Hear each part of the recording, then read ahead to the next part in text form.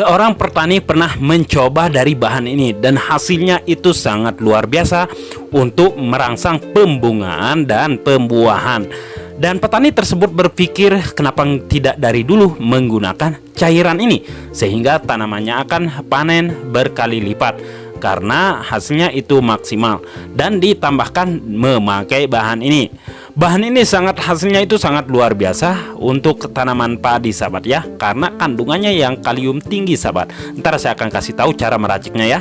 Nah, untuk tanaman padi itu bisa membuat helai pada padi kita itu akan panjang, dan juga membuat tanaman padi kita itu akan menjadi berat. Dan untuk tanaman cabai sahabat itu wah, pokoknya nggak ada yang bisa mengalahkan pupuk ini, saking hasilnya itu sangat luar biasa untuk tanaman cabai, sehingga berbuah lebat dalam jangka kurun 1 minggu sudah kayak begini sahabat ya. Hasilnya itu sangat luar biasa. Yang harus diperhatikan adalah caranya. Assalamualaikum warahmatullahi wabarakatuh. Bertemu kembali bersama saya Ogi Gede. Sahabat, sekarang saya akan berbagi pengalaman cara membuat pupuk untuk pembuahan sahabat ya. Nah, pupuk ini untuk sebuah jenis tanaman. Nah, pengalaman ini langsung saya terapkan ke tanaman jeruk yang susah sekali berbuah, seperti tanaman alpukat juga dan tanaman durian sahabat ya. Dan hasilnya itu sangat luar biasa, berbuah di luar musim sahabat ya. Tetapi dengan cara sahabat ini ya, prosesnya itu emang mudah, tetapi menunggu bahan tersebut yang jadi itu yang lama sahabat.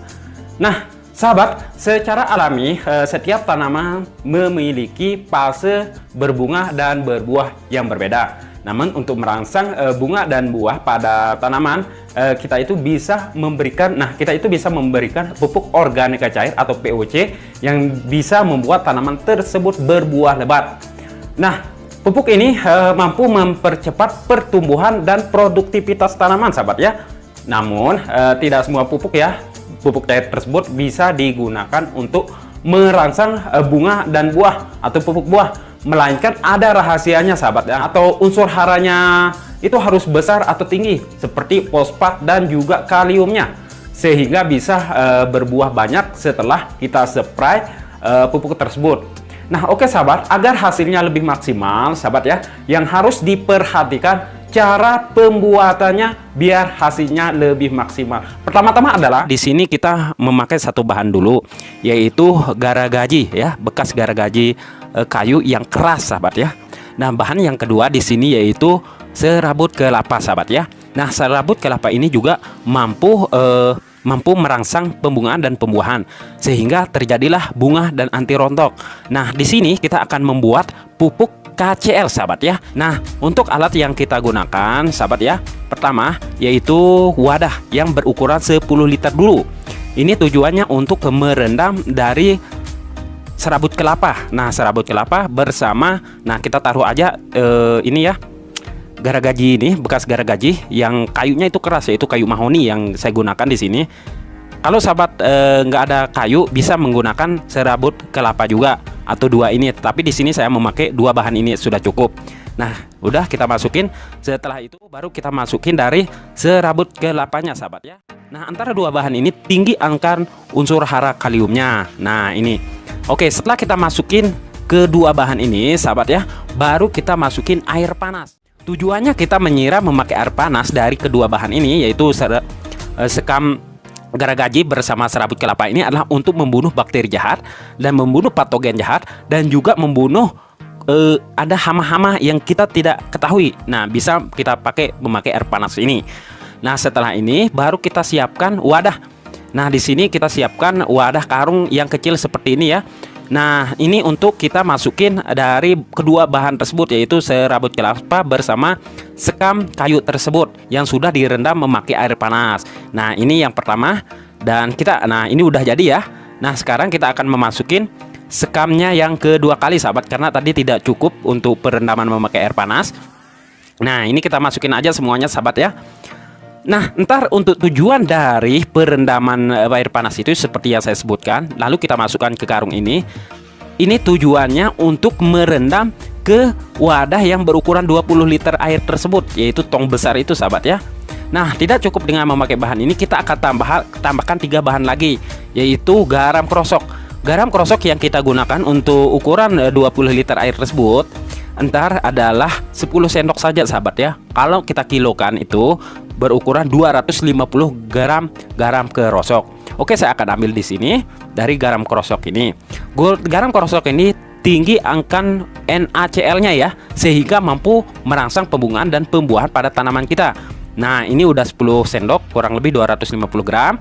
Langsung kita siram memakai air panas dari garam ini, karena garam ini susah sekali larut. Akhirnya kita pakai air panas.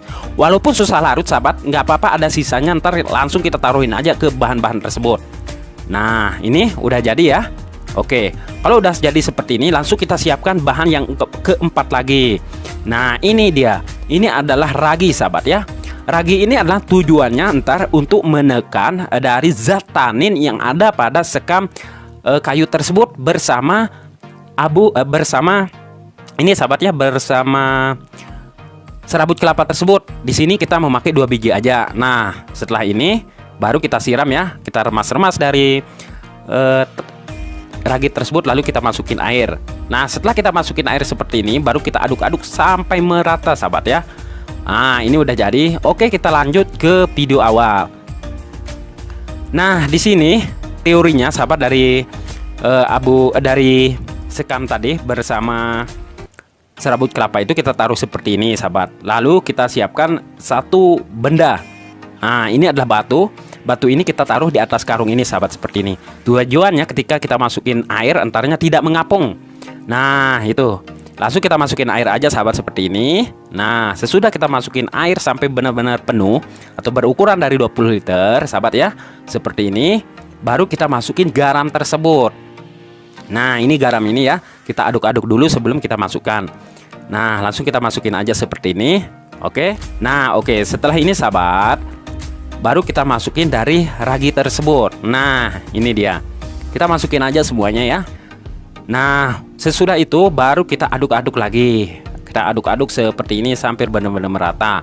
Udah jadi ya.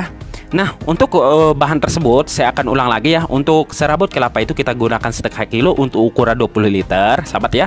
Dan untuk garagaji itu kita gunakan entar adalah 2 biji dari 2 kilo dari garagaji tersebut untuk unsur hara kaliumnya sahabat ya. Nah, untuk dosis dan ukurannya sahabat ya, per liter itu kita kasih dia 3 mili ya, 3 mili per liter air. Itu sangat irit sekali, dan kita spray ke tanaman kita yang susah berbunga dan berbuah. Nah, untuk pupuk ini sahabat ya, kita simpan selama 60 hari. 60 hari kita simpan. Setelah jadi entar warnanya itu kuning hitam kecoklatan, itu tandanya udah jadi. Nah, langsung kita bisa aplikasikan ke tanaman kita. Ingat, penyimpanannya itu selama 60 hari. Nah, begitu. Semoga bermanfaat. Berjumpa lagi di video selanjutnya. Assalamualaikum warahmatullahi wabarakatuh.